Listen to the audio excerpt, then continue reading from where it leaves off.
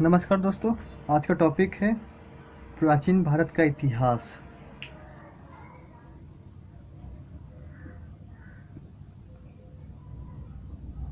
प्राचीन भारत का इतिहास।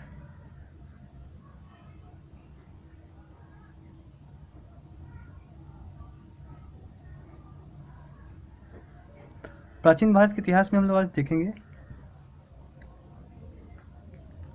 कि सबसे पहले इसके स्रोत क्या थे। भारतीय इतिहास के स्रोत क्या थे, कहाँ से हमें इतिहास की जानकारी मिलती है। पुरातात्विक स्रोत थे। इन पुरातात्विक स्रोत में हम सबसे पहले लेंगे अभिलेख।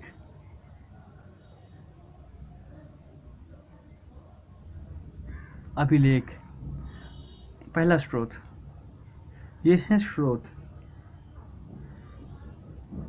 पुरातात्विक स्रोत। इसमें से लेते हैं अभिलेख। अभिलेख से जानकारी मिलती है कि अभिलेख सर्वाधिक महत्वपूर्ण साक्ष्य माने जाते हैं। सबसे ज़्यादा इम्पोर्टेंट अभिलेख थे अशोक के। अशोक के अभिलेख, सम्राट अशोक के अभिलेख सर्वाधिक प्राचीन अभिलेख माने जाते हैं। अशोक के अधिकांश अभिलेख, इनके अधिकांश अभिलेख ब्राह्मी लिपि में लिखा गया है। ब्राह्मी लिपि में,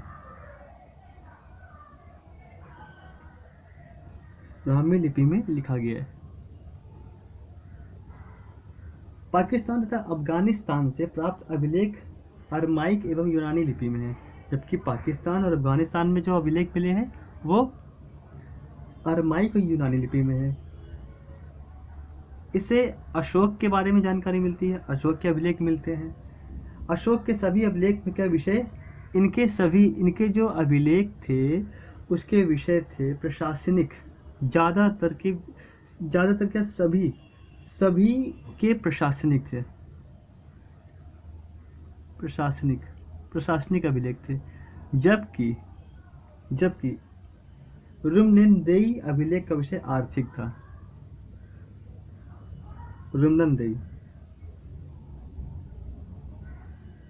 देई का विषय आर्थिक था। तो आपने देखा जो स्रोत में अभिलेख है, अभिलेख की महत्वपूर्ण भूमिका निभाता है। अशोक के सभी अभिलेख प्रशासनिक थे, जबकि रुमनदेई का अभिलेख आर्थिक था। मास्करी, गुर्जरा तथा पांडुग्या के अभिलेख में अशोक के नाम का उल्लेख है। अभिलेख में अशोक को यहाँ पे यवन राजदूत आया था, हेलियोडोरस। ये यवन राजदूत था। यवन राजदूत, इसका नाम था हेलियोडोरस।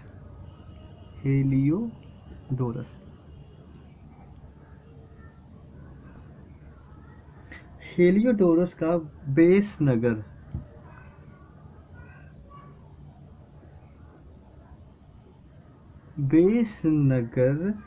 के प्राप्त गरुड़ स्तंभ, बेस नगर से प्राप्त गरुड़ स्तंभ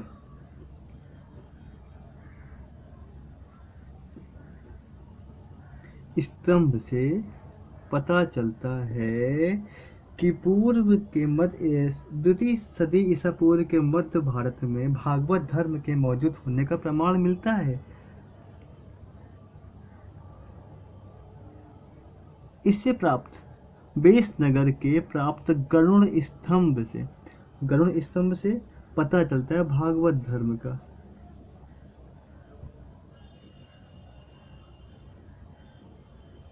तो ये अभिलेख से पता चला। गुप्तकालीन उदयगिरी स्थित वराह की मूर्ति पर हुण शासक का तोरमाल का लेख स्थित है। हाँ, एक और इम्पोर्टेंट लेख है, मध्य प्रदेश, एमपी के एरण से प्राप्त अभिलेख में गुप्त काल में सती प्रथा की जानकारी मिलती है कि गुप्त काल में सती प्रथा शुरू हो चुकी होगी। सती प्रथा की जानकारी मिलती है। तो आप फिर से देखते हैं, स्रोत थे अभिलेख। अभिलेख में अशोक का अभिलेख बहुत इंपॉर्टेंट है। अशोक को प्रियदर्शी कहा गया। प्रियदर्शी का मतलब होता है देवताओं के प्रिय। अशोक के अधिकतर ज़्यादातर उल्लेख ब्राह्मी लिपि में थे और उसमें से सबसे ज़्यादा प्रशासनिक थे। सिर्फ एक रुमनन दई का अभिलेख आर्थिक था। यवन राजदूत हेलियोडोरस आया था। हेलियोडोरस का अभिलेख पेशनगर से प्राप्त गरुड़ स्तंभ से पता चलता है कि भारत में भागवत धर्म था। एमपी के एरण से प्राप्त स्तंभ से पता चलता है कि सती प्रथा होगी। अब आते हैं विदेशी अभिलेख में। विदेशी अभिलेख हम लोग के लिए कि अभिलेख बहुत इंपॉर्टेंट है, जो अक्सर एसएससी के एग्जाम में आया है और पीसीएस के भी एग्जाम में आया है। कि जो अभिलेख था, इस अभिलेख मिला कहाँ से है? यह अभिलेख मिला है एशिया माइनर के बोगज कोई से। बहुत इंपॉर्टेंट है। बोगज कोई से मिला है। ये लमसम 1400 ईसा पूर्व का होगा, 1420 की बात है। बोगज कोई से मिला है एशिया माइनर के। कहाँ से? एशिया माइनर से।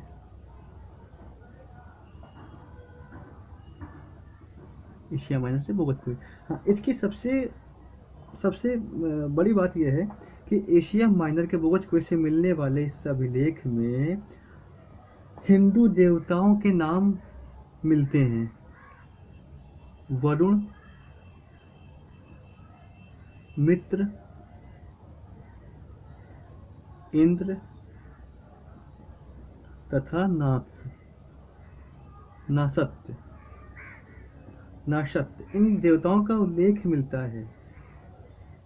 इससे ये पता चलता है कि इन देवताओं का नाम वहाँ पे मिलने से यहाँ के लोग वहाँ पे गए होंगे। शायद किसी ने इनके नाम देख के कुछ कसम खाई होंगी। यहाँ से बोगज गोई से एशिया माइनर में बोगज गोई से प्राप्त अभिलेख में वरुण, मित्र, इंद्र और नासत्य का नाम मिलता है। पार्सियोपोलिस और पेहिस्तून अभिलेख से ज्ञात हुआ है कि ईरानी सम्राट द्वारा प्रथम 516 ईसा पूर्व सिंधु नदी घाटी के क्षेत्र का अधिकार कर लिया था। ये इंपॉर्टेंट नहीं। इसके बाद आते हैं मूर्तिकला में।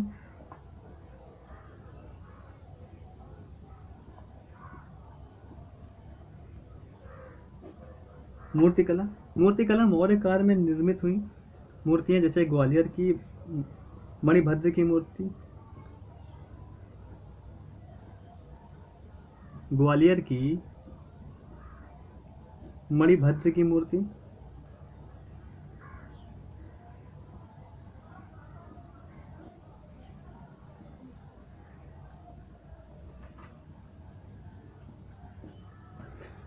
धौला का हाथी, परखम का यक्ष, दीदारगंज की यक्षिणी, ऐसे ज़्यादातर यही सब मूर्तियाँ मिली हैं जो बहुत ज़्यादा इंपॉर्टेंट नहीं है एसएससी के लिए, आईएएस पीसीएस के लिए ज़्यादा इंपॉर्टेंट है।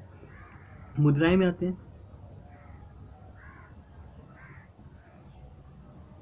मुद्राएं इंपॉर्टेंट है। मुद्राएं सन 2006 ईसा से 300 ईसा तक भारतीय इतिहास का ज्ञान मुद्राओं से मिलता है।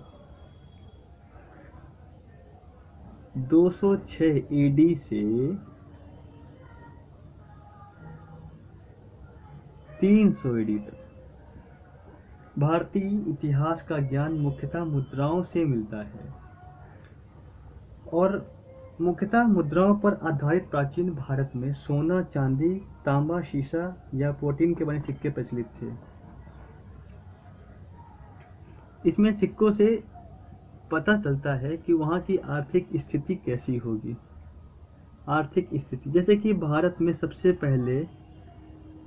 पहले इंडो ग्रीक ने सोने के सिक्के चलवाए। बहुत बार एग्जाम में आया। सबसे पहले सोने के सिक्के चलाने वाला कौन था? इंडो ग्रीक थे, उन्होंने सबसे पहले सोने के सिक्के चलवाए। दूसरा क्वेश्चन ये बनता है कि सबसे शुद्ध सोने के सिक्के किसने चलवाए? तो सबसे शुद्ध सोने के सिक्के कुषाणों ने चलवाए।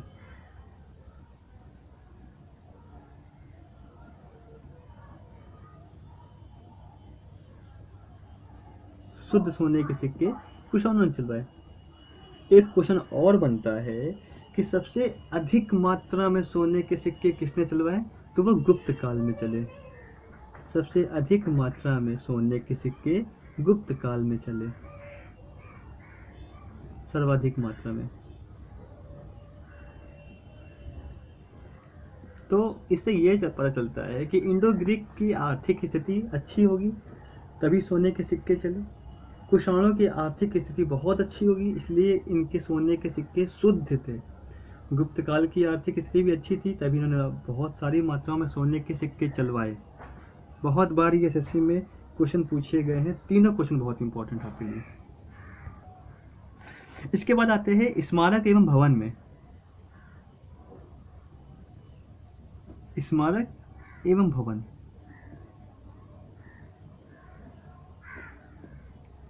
तो इसमें अगर हम आए तो यहाँ पे तक्षशिला से प्राप्त स्मारक से कुषाण वंश के शासकों तथा गांधार कालीन कला की जानकारी मिलती है।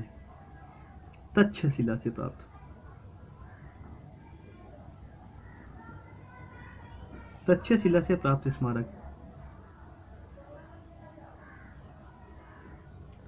से कुषाण वंश की जानकारी मिलती है।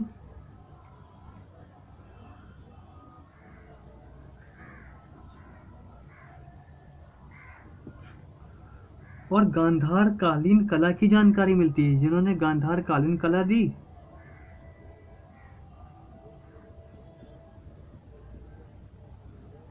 गांधार कालीन कला की जानकारी प्राप्त होती है। और इतिहास में कुछ विदेशी स्मारक भी आए हैं। विदेशी स्मारकों में देखते हैं हम लोग जो विदेश में थे।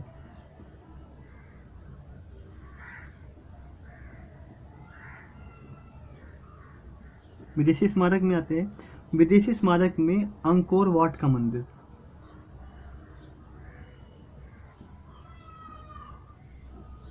अंकोर वाट का मंदिर था जो कंबोडिया में था। अंकोर वाट का मंदिर जो कंबोडिया में था। जावा का बोरोबुदुर मंदिर, जावा का बोरोबुदुर मंदिर भी फेमस था। भूमिदान पत्र भी मिले हमको।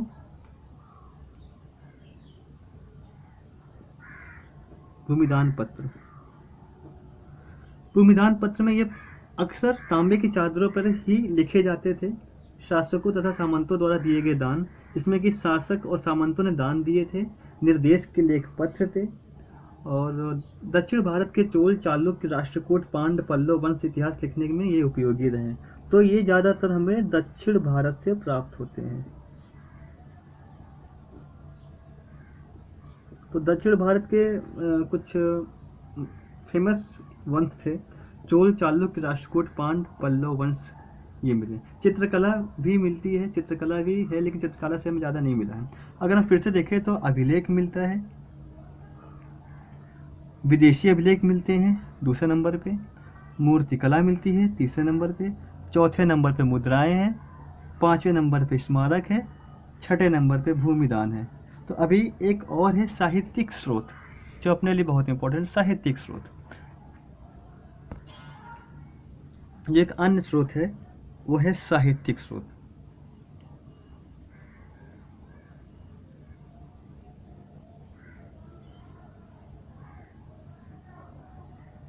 साहित्यिक स्रोत, साहित्यिक स्रोत में आता है सबसे ज्यादा इंपॉर्टेंट वैदिक साहित्य। वैदिक साहित्य बहुत ही इंपॉर्टेंट है अपने इतिहास के लिए।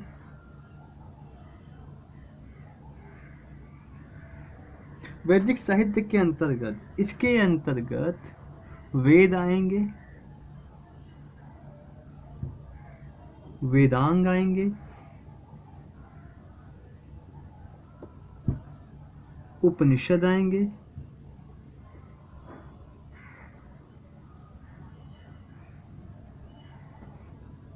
पुराण आएंगे,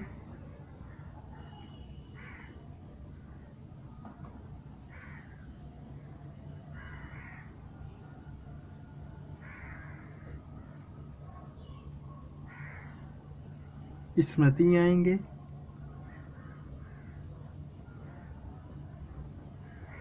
धर्मशास्त्र आदि आते हैं। तो अथर्ववेद अपने सबसे पहले वेद में आते हैं। वेद कितने थे? वेदों में सबसे पहले सबसे इम्पोर्टेंट वेद आता है ऋग्वेद।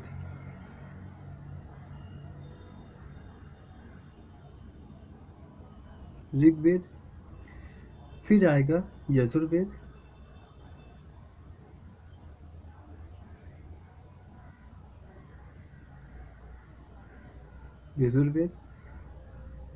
सामवेद,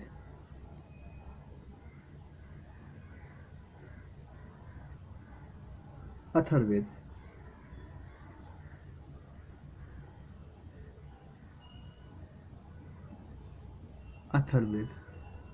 ये थे वेद, ऋग्वेद, यजुर्वेद, सामवेद और अथर्ववेद।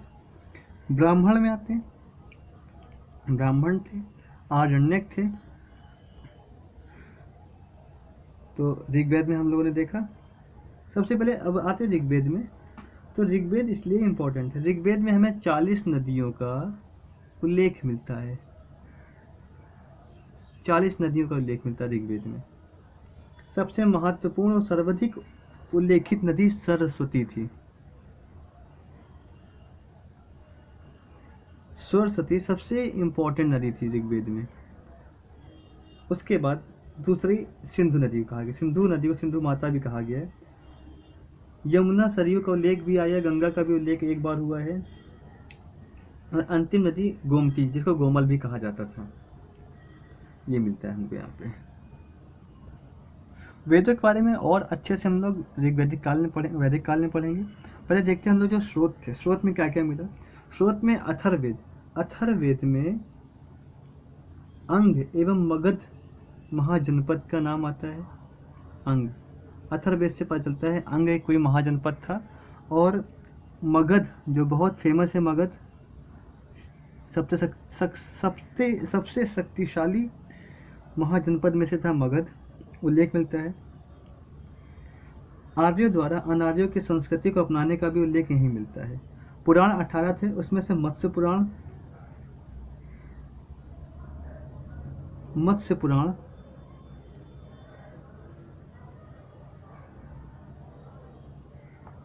में हम लोग को पता चलता है सातवाहन वंश के बारे में जानकारी मिलती है।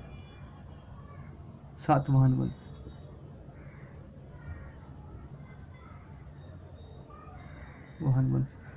वंश के एक और खास बात थी जो मैं पीछे बताना भूल गया। सिक्कों में सातवाहन वंश थे जिन्होंने सबसे पहले शीशे के सिक्के चलवाए। सर्वप्रथम सातवाहन वंश की जानकारी मिलती है। विष्णु पुराण से मौर्य वंश एवं गुप्त वंश की जानकारी मिलती है। विष्णु पुराण से मौर्य वंश और गुप्त वंश की जानकारी मिलती है।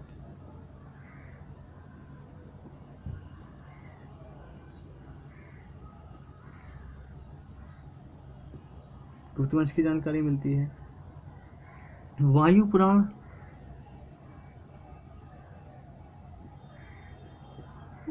पुराण से हम लोगों को शुंग वंश और गुप्त वंश की भी जानकारी मिलती है। वायु पुराण से भी गुप्त वंश की जानकारी मिल रही है, शुंग वंश की जानकारी मिल रही है और गुप्त वंश की जानकारी मिल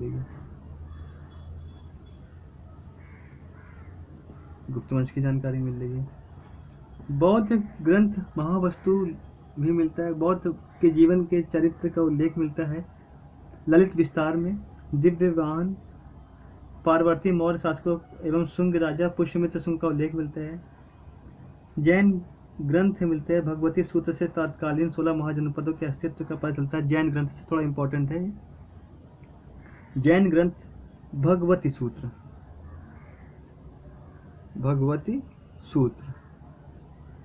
जो जैन धर्म का था, इसमें हम लोगों को मिलता है 16 महाजनपद थे।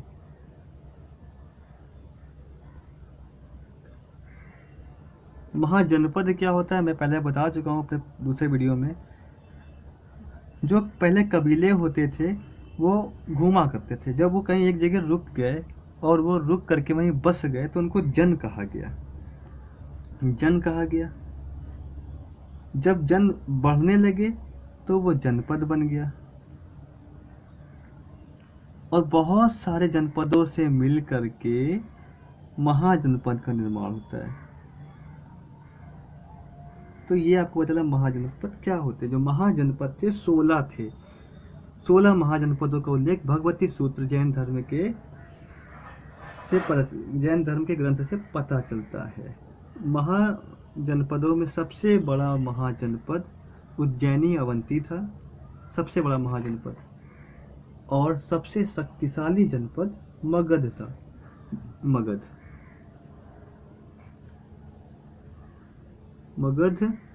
सबसे शक्तिशाली था।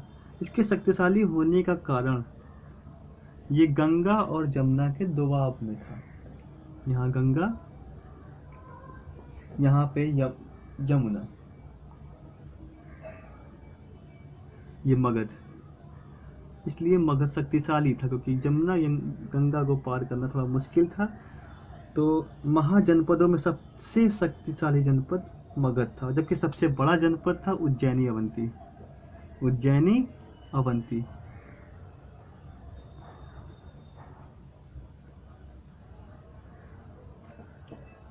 तो अब हम लोगों ने देखा कि साहित्यिक स्रोत से भी हम लोगों को इतिहास का पता चलता है।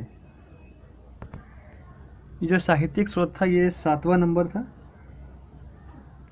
इसमें से वैदिक साहित्य आए, वेद, वेदांग, उपनिषद, पुराण, स्मृति, भगवत, श्रुत, जैन धर्म का, बौद्ध धर्म के भी थे, बहुत सारे थे। तो ये इससे भी हम लोगों को पता चलता है। इंटरव्यू में बहुत बार इनसे क्वेश्चन पूछे गए हैं।